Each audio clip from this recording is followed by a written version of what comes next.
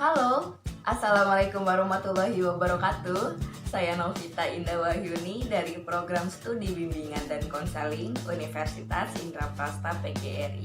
Video ini saya buat untuk memenuhi nilai mata kuliah dari pengembangan profesi bimbingan dan konseling. Dan di video ini juga kita akan mengupas materi terkait kualifikasi dan kompetensi apa saja yang harus dipenuhi oleh seorang konselor sebagai tenaga kependidikan. Jadi, tonton video ini sampai selesai.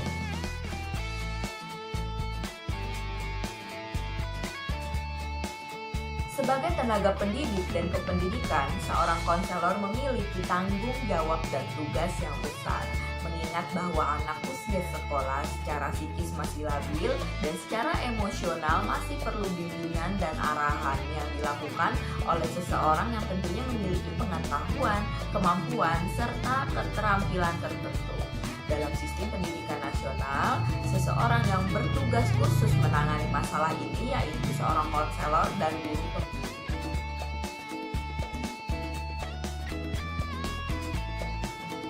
Menurut Peraturan Menteri Pendidikan Nasional, kualifikasi akademik konselor dalam suatu pendidikan pada jalur pendidikan formal dan non-formal adalah sarjana pendidikan dalam bidang bimbingan dan konseling serta berpendidikan profesi konselor.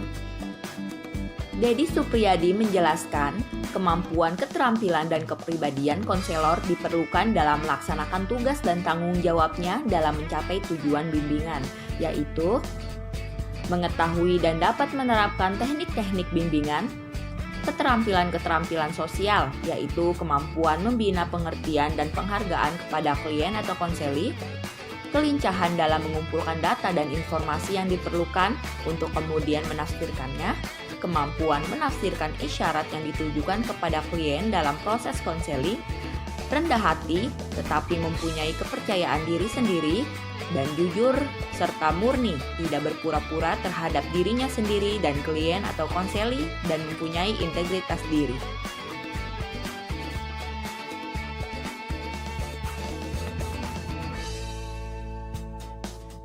Kemampuan konselor sebagai tenaga kependidikan sangat menentukan keberhasilan program bimbingan dan konseling di sekolah.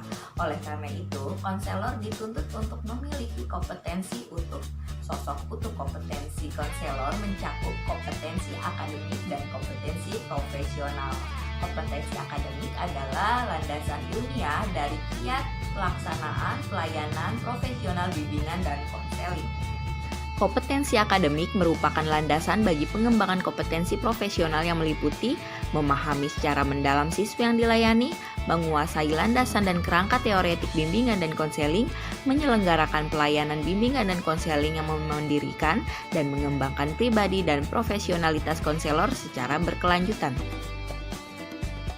Menurut Peraturan Menteri Pendidikan Nasional Nomor 27 Tahun 2008 menjelaskan bahwa kerja konselor sangat ditentukan oleh kualitas penguasaan kompetensi akademik dan kompetensi profesional yang dilandasi oleh sikap, nilai, dan kecenderungan pribadi yang mendukung. Nah, kompetensi ini terintegrasi pada kompetensi pedagogis, kepribadian, sosial, dan profesional. Nah, pada bagian lain dalam Peraturan Menteri Pendidikan Nasional menjelaskan pula bahwa pembentukan kompetensi akademik merupakan proses pendidikan formal jenjang strata 1, bimbingan dan konseling yang bermuara pada penganugerahan ijazah akademik, sarjana pendidikan, bimbingan dan konseling yang biasa disingkat SPD. Adapun kompetensi profesional merupakan penguasaan kiat penyelenggaraan bimbingan dan konseling yang memandirikan, yang ditumbuhkan serta diasah melalui latihan menerapkan kompetensi akademik yang telah diperoleh dalam konteks otentik, yakni pendidikan profesi konselor yang berorientasi pada pengalaman dan kemampuan praktik lapangan, dan tamatannya memperoleh sertifikat profesi bimbingan dan konseling dengan gelar profesi konselor yang disingkat KONS. Untuk menjadi guru konselor diperlukan persyaratan formal dan kepribadian yang andal. Ada 10 aspek yang perlu diperhatikan dalam hubungannya dengan kepribadian seorang guru pembimbing atau konselor, yaitu memiliki hal-hal berikut. 1. Perangai yang dapat diteladani. 2. Kemandirian dalam membantu konseli. 3. Kemampuan mawas diri. 4. Keberanian. 5. Integritas. 6. Inteligensi yang memadai. 7. Nalar yang baik. 8. Menyampaikan gagasan. 9. Bobot atau kewibawaan. Dan 10. Emosional yang terkendali. Standar kompetensi konselor telah dikembangkan dan dirumuskan atas dasar kerangka pemikiran yang menegaskan konteks tugas dan ekspektasi kinerja konselor.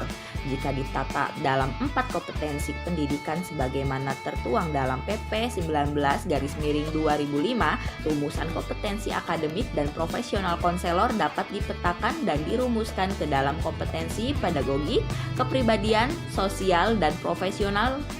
Antara lain, kompetensi pedagogi, menguasai teori dan praksis pendidikan, mengaplikasikan perkembangan fisiologis dan psikologis serta perilaku konseli, menguasai esensi pelayanan bimbingan dan konseling dalam jalur, jenis, dan jenjang satuan pendidikan. Kompetensi kepribadian, beriman dan bertakwa kepada Tuhan Yang Maha Esa, menghargai dan menjunjung tinggi nilai-nilai kemanusiaan, individualitas, dan kebebasan memilih, menunjukkan integritas dan stabilitas kepribadian yang kuat, dan menampilkan kinerja berkualitas tinggi. Kompetensi sosial, mengimplementasikan kolaborasi intens di tempat kerja, berperan dalam organisasi dan kegiatan profesi bimbingan dan konseling, dan mengimplementasikan kolaborasi antar profesi. Kompetensi profesional, menguasai konsep dan praksis asesmen untuk memahami kondisi kebutuhan dan masalah konseling, menguasai kerangka teoritik dan praksis bimbingan dan konseling, merencanakan program bimbingan dan konseling, mengimplementasikan program bimbingan dan konseling yang komprehensif, menilai proses dan hasil kegiatan bimbingan dan konseling, memiliki kesadaran dan komitmen terhadap etika profesional, dan menguasai konsep dan praksis penelitian dalam bimbingan dan konseling. Sekian video ini, kurang dan lebihnya mohon maaf. Terima kasih. Wassalamualaikum warahmatullahi wabarakatuh.